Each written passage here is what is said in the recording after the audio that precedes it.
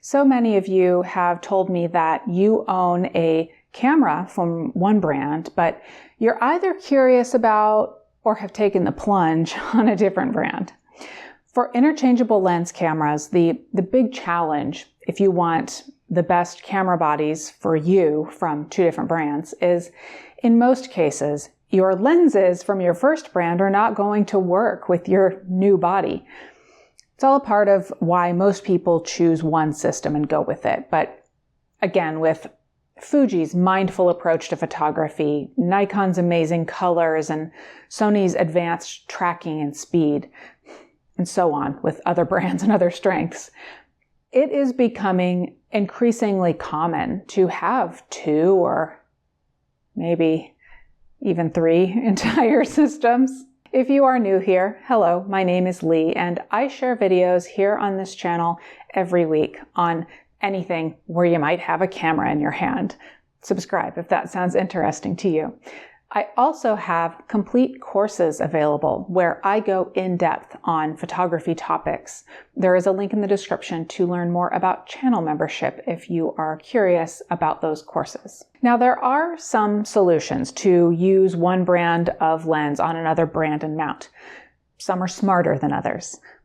The least expensive and capable ones merely adapt the lens form factor to the camera body, and there's not autofocus or really any electronic communication between the lens and the body. And absent an aperture ring on the lens, you'll have to find an adapter that may have some form of aperture control. We have each of those couple of types. Today, though, is the other extreme, and it's a good extreme. With this Megadap ETZ11, you can take your Sony E-mount lenses and use them on a Nikon Z camera with autofocus and with much of the capability that you'd expect.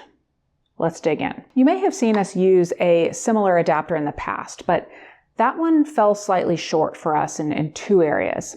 Its physical form factor does not permit its use on Aps-C Nikon Z cameras, the Z50 and ZFC.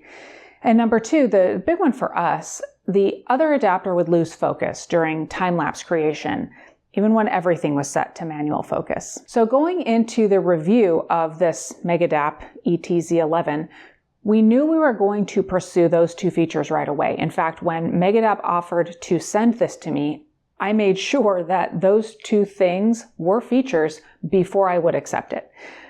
Having now used it, this adapter does work on Aps-C cameras like this ZFC that we rented, and during time lapses, so far so good. It has no mysterious moving focus. Next, let's discuss performance.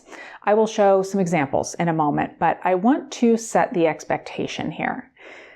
No adapter that we have used is going to fully duplicate the performance of the camera and the same brand lens. These adapters are not really a reason to purchase a Sony lens if you're only shooting Nikon. For me, this is a helper for specific situations where I want to use one of my Sony lenses that I already have on a Nikon body that I already have. Our consistent favorite is using the 24mm f1.4 G Master lens. For astrophotography and for other delights, it's simply a great lens. And now that we can use this adapter for time lapses or on an Aps-C Z camera, we will without hesitation. Putting the adapter into use does exactly what Megadap claims. You can use E-mount lenses on Z-mount bodies.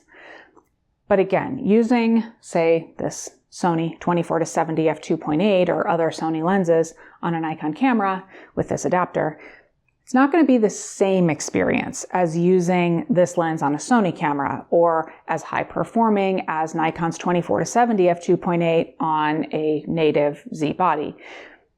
This works well with focusing, but I found that when I was trying to quickly capture birds using the Sony 200-600mm on my Z7, I found myself having to press the shutter button a couple of times, sometimes. I definitely missed opportunities because of it. And I've used my Nikon F-mount 200-500mm f5.6 lens on my Nikon Z7 with Nikon's FTZ adapter loads of times.